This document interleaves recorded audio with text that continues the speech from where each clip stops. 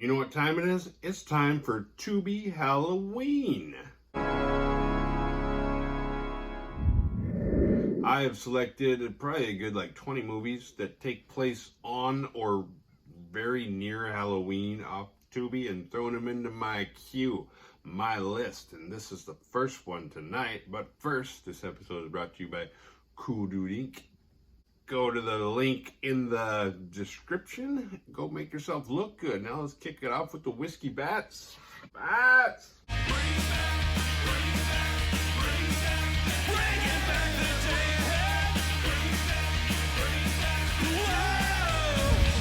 Tonight's episode is Halloween at Aunt Ethel's from 2019. I don't know what to say about this movie. It doesn't really look B horror or feel B horror until the actors start talking, because the acting is just atrocious for the most part.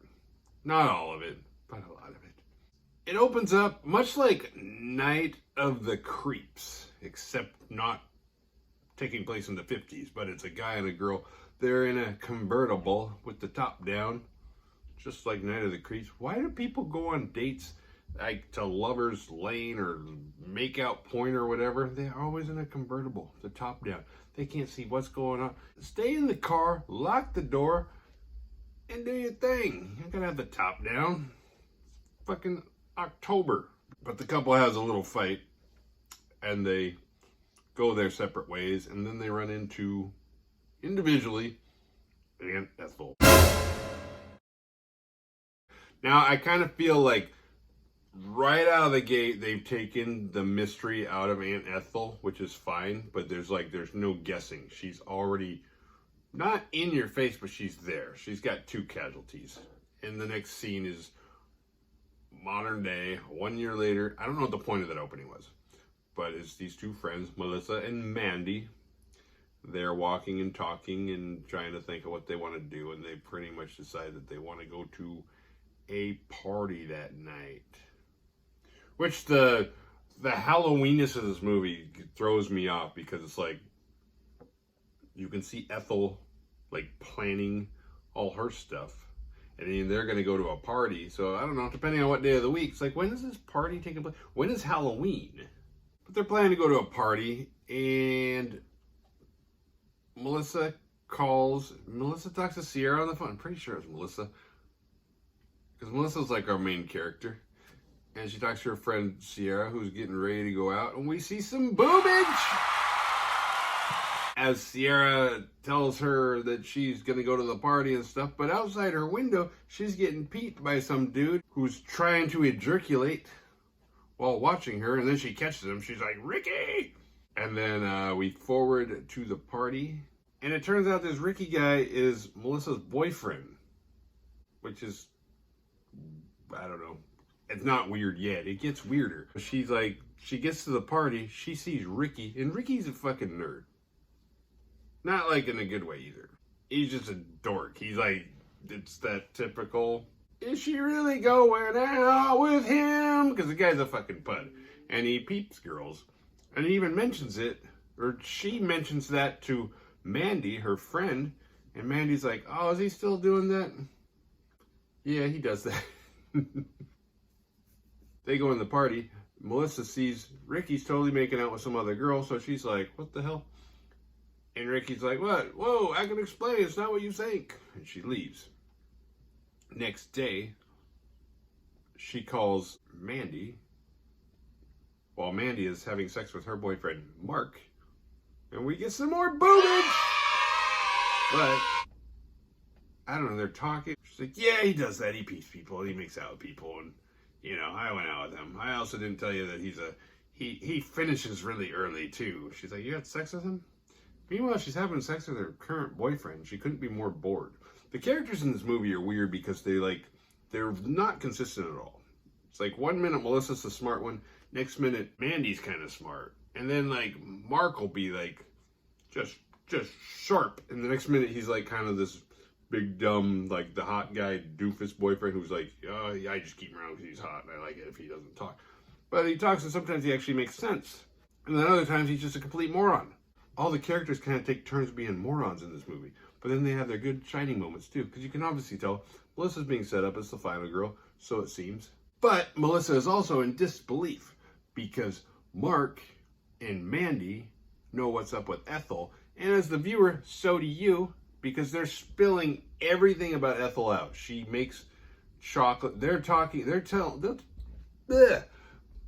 like urban legends about this lady, and so instead of it as an audience member, as the viewer watching this, instead of being like, I wonder if that's true, there's no mystery because you're watching. They're practically narrating everything that Ethel's doing as she takes body parts and puts them in pickled chocolate. And it's kind of gross, but it's not that scary because they start playing this really hokey-ass music, so you can't take it seriously. Because Ethel could have been really creepy had they just darkened her place and maybe, turn the music down a few notches, put something a little eerie and creepy in. But instead it's like this goofy shit, and she's playing checkers with somebody that she kidnapped who's tied to a chair, dead.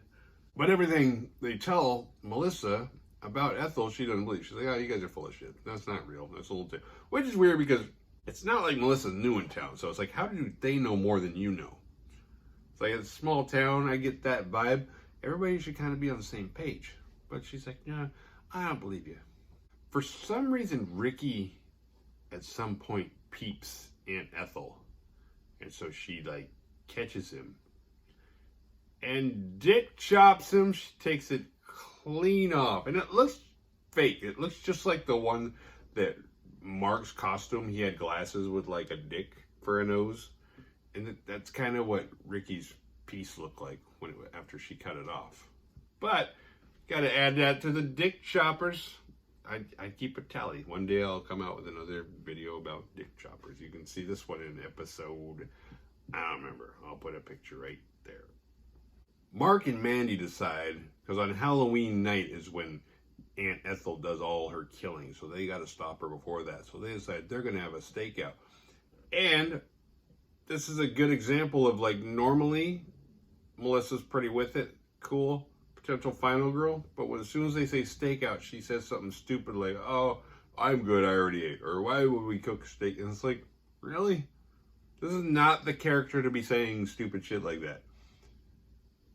But they have their little stakeout, and they're watching the trick-or-treaters go in, and Melissa notices, well, they see one little girl go in, and they're kind of like, okay, we'll wait. And old Mark's got a gun. He's like, I'm going to go in there and shoot that. Which I don't know what he was waiting for. It's like, man, you just knock on the door and shoot her in the face then. You already got one kid in there. But they sit out there, and then they see another kid come up. And it turns out it's it's Melissa's little nephew, Gio. Is that his name? Gio? Which begs my next question. That's 2 kids in a row, probably 10 years or younger.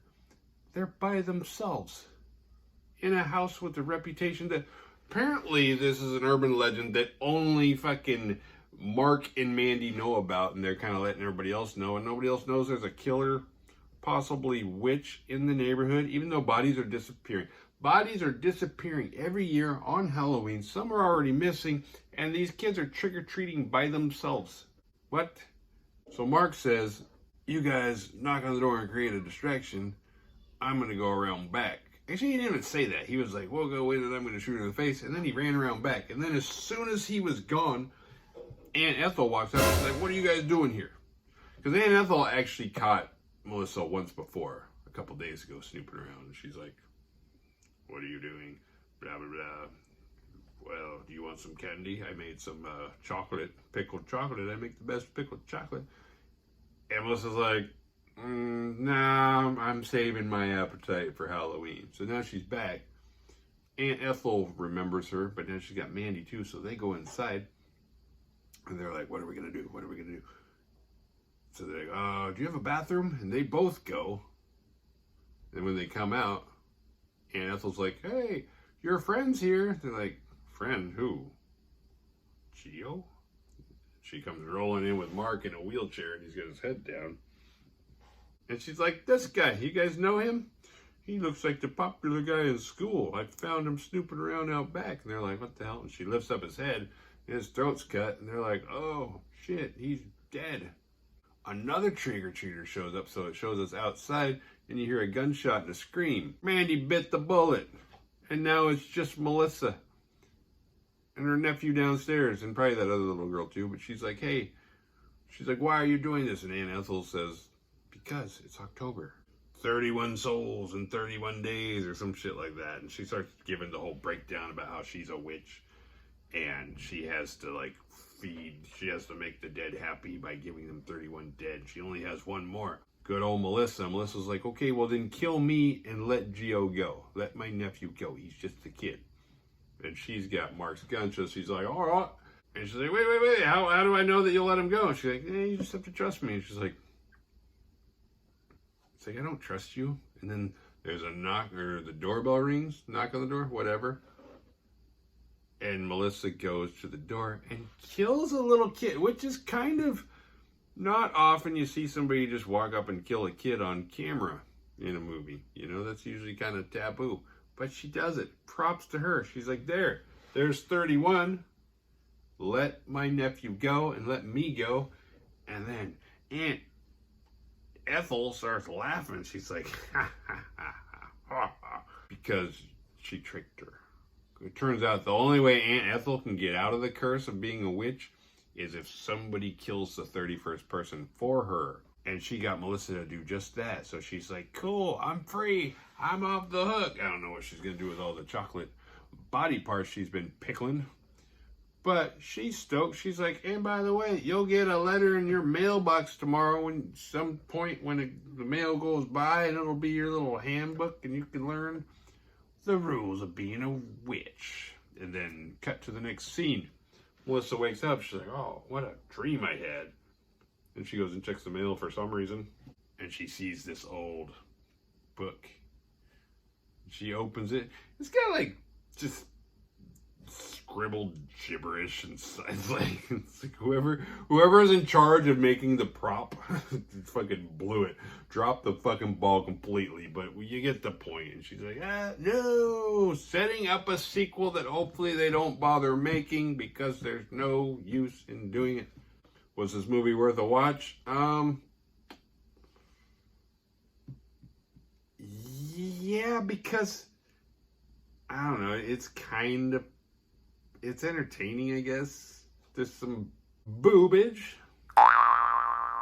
And the production quality is actually pretty good for a shit movie. Survival tales. Don't trick girls into touching your dick. Don't jerk off while peeping chicks. / don't peep chicks. Don't go on dates with the rag top down so your hair can blow. The Badass Award goes to... This one's tough because Melissa would be the badass, would be the final girl, but she lost. She fucking lost. She fell for the trick. She became the witch, and I don't like to give these out to the bad guy, even though she was never the bad guy in the movie, so I'm going to let it slide. I mean, it's kind of like I was torn with that when I did Carrie, because it's like, oh, she's the badass, but can I give that award? And I think I gave it to her anyway. But that is our first of many Halloween movies for the month of October. If you enjoyed that, don't forget to hit like and subscribe. We're going to do as many of these as I can, and I don't know. Videos are taking me longer now because I'm editing them different. So I hope they look good and I hope you enjoy it, but it takes longer.